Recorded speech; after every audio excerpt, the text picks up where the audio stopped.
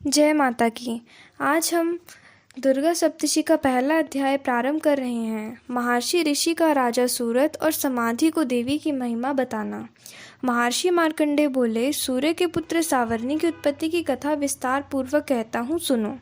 सावर्णी महामाया की कृपा से जिस प्रकार मनवंतर के स्वामी हुए, उसका भी हाल सुनो।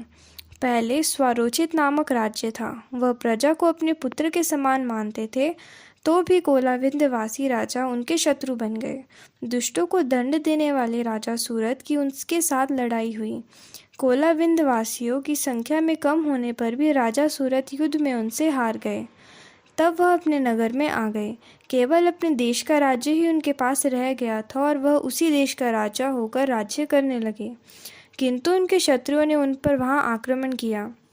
राजा को बलहीन देखकर उसके दुष्ट मंत्रियों ने राजा की सेना और खजाना अपने अधिकार में कर लिया। राजा सूरत अपने राज्य अधिकार को हार कर शिकार खेलने के बहाने घोड़े पर सवार होकर वहां से एक भयंकर वन की ओर चले गए। उस वन में उन्होंने महर्षि मेधा का आश्रम देखा। वहाँ मेधा महर्षि अपने शिष्यों तथा मुनियों से सुशोभित बैठे हुए थे और वहाँ कितने ही हिंसक जीव परम शांति भाव से बैठे रहते थे। राजा सूरत ने महर्षि मेधा को प्रणाम किया और महर्षि ने भी उनका उचित सत्कार किया। राजा सूरत महर्षि के आश्रम में कुछ समय तक ठहरे। अपने नगर की ममता के आकर्षण से राजा अपने मन में सोचने लगे, पूर्व काल में पूर्वजों के जिस नगर का पालन किया था वह आज मेरे हाथ से निकल गया। मेरे दुष्ट एवं दुरात्मा मंत्री मेरे नगर की अब धर्म से रक्षा कर रहे होंगे या नहीं। मेरा प्रधान हाथी, जो कि सदा मद की वर्षा करने वाला और शूरवीर था, मेरे वैरियों के वश में होकर ना जाने क्या दुख भोग रहा होगा। मेरे आज्ञाकारी नौकर, जो मेरी कृपा से धन और भोजन पाने में सदैव सुखी रहते थे और मेरे पीछे पीछे चलते थे, वह अब निश्चय ही दुष्ट राजाओं के अनुसार चलते होंगे तथा मेरे दुष्ट एवं दुरात्मा मंत्री द्वारा व्यर्थ ही धन को व्यय करने में संचित किया हुआ मेरा खजाना एक दिन अवश्य खाली हो जाएगा। इस प्रकार की बहुत सी बातें सोचता हुआ राजा निरंतर दुखी रहने लगा। एक दिन राजा सूरत ने महर्षि मेधा के आश्रम के निकट एक वैश्य को देखा। राजा ने उससे पूछा, भाई तुम कौन हो? यहाँ तुम्हारा आने का क्या कारण है और तुम मुझे शोकग्रस्त अनमने से दिखाई देते हो, इसका क्या कारण है? राजा ने यह नम्र वचन सुन वैश्य ने महाराज सूरत को प्रणाम करके कहा। वैश्य बोला, राजन, मेरा नाम समाधि है। मैं धनियों के कुल में उत्पन्न एक वैश्य हूँ। मेरा दुष्ट स्त्री पुत्रादिकों ने लोभ में मेरा सब धन छीन लिया और मुझे घर से निकाल दिया। मैं इस तरह से दुखी होकर इस वन में चला आया और यहाँ रहता हूँ। इस बात को नहीं जानता कि घर में इस समय सब कुशल है या नहीं। यहाँ मैं अपने परिवार का आचरण संबंधित कोई समाचार भी नहीं पा सकता कि वह घर में इस समय कुशल पूर्वक है या नहीं। मैं अपने पुत्रों के संबंध में यह भी नहीं जानता कि वह सदाचारी है या दुराचार में फंसे हुए हैं। राजा बोले, जिस धन के लोभी स्त्री पुत्रों ने तुम्हें घर से निकाल दिया, फिर भी तुम्हारा चित्त उनसे क्यों प्रेम करता है? वैश्य ने कहा, मेरे विषय में आपका ऐसा कहना ठीक है, किंतु मेरा मन इतना कठोर नहीं है। यद्यपि उन्होंने धन के लोभ में पड़कर पितृ स्नेह को त्याग कर मुझे घर से निकाल दिया है, तो भी मेरे मन में उनके लिए कठोरता नहीं आती। हे महामते, मेरा मन फिर भी उनमें क्यों फंस रहा है? इस बात को जानता हुआ भी कि जान नहीं रहा, मेरा चित्त उनके लिए दुखी है। मैं उनके लिए लंबी लंबी सांसें ले रहा हूँ। उन लोगों में प्रेम नाम को नहीं है, फिर भी ऐसे निस्नेहियों के लिए मेरा हृदय कठोर नहीं होता। महर्षि मार्कंडेय जी ने कहा, हे ब्राह्मण, इसके पश्चात महाराज सूरत और वह वैश्य दोनों महर्षि मेधा के समीप गए और उनके साथ यथा योग्य न्याय संभाषण करने लगे। दोनों में वार्ता आरंभ हुई। राजा बोले, हे भगवान, मैं आपसे एक बात पूछना चाहता हूँ, सो आप कृपा करके मुझे बताइए। मेरा मन अधीन नहीं है, इससे मैं बहुत दुखी हूँ। राज्य धनादिक की चिंता अभी तक मुझ में बनी हुई है और मेरी यह ममता अज्ञानियों की तरह बढ़ती जा रही थी और यह समाधि नामक वैश्य भी अपने घर से अपमानित होकर आया है। इसके स्वजनों ने भी इसे त्याग दिया। स्वजनों को त्यागा हुआ भी उससे हार्दिक प्रेम रखता है। इस तरह हम दोनों ही दुखी हैं। हे महाभाग, उन लोगों के अवगुणों को देखकर भी हम दोनों के मन में उनके लिए ममता जनित आकर्षण उत्पन्न हो रहा है। हमारा ज्ञान रखते हुए भी ऐसा क्यों है? अज्ञानी मनुष्य की तरह हम दोनों में यह मूर्खता क्यों है? महर्षि मेधा ने कहा, विश्व में मार्ग का ज्ञान सब जंतुओं को है। सबों के लिए विषय पृथक पृथक होते हैं। कुछ प्राणी दिन नहीं देखते और कुछ रात को, परंतु कई जीव ऐसे हैं जो दिन तथा रात दोनों में देख सकते हैं।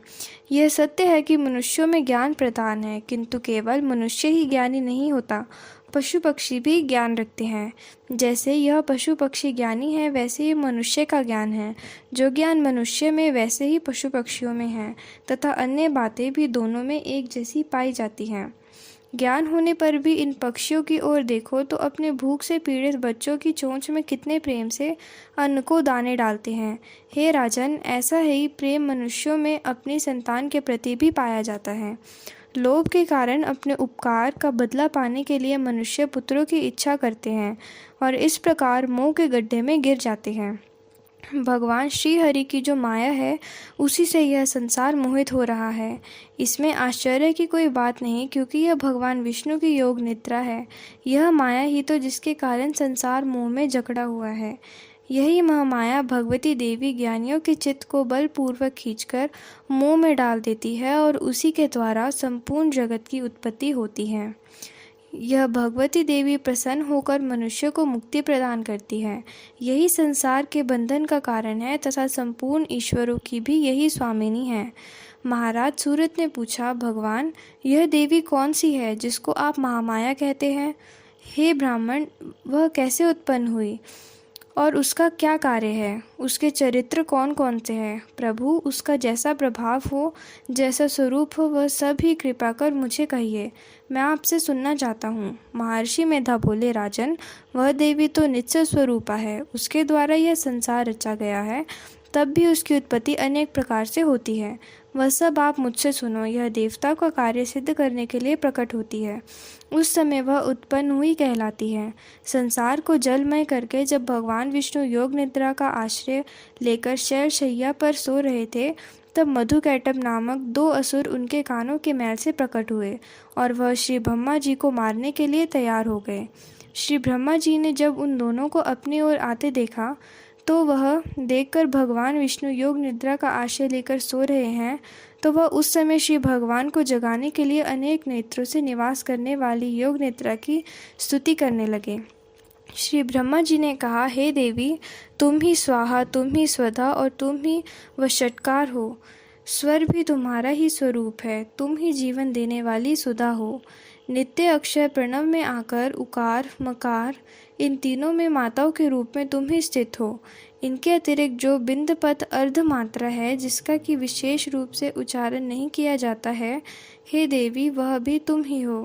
हे देवी, संध्या, सावित्री तथा परम जननी तुम ही हो। तुम ही इस विश्व को धारण करने वाली हो। तुमने ही इस जगत की रचना की है और तुम ही इस जगत का पालन करने वाली हो।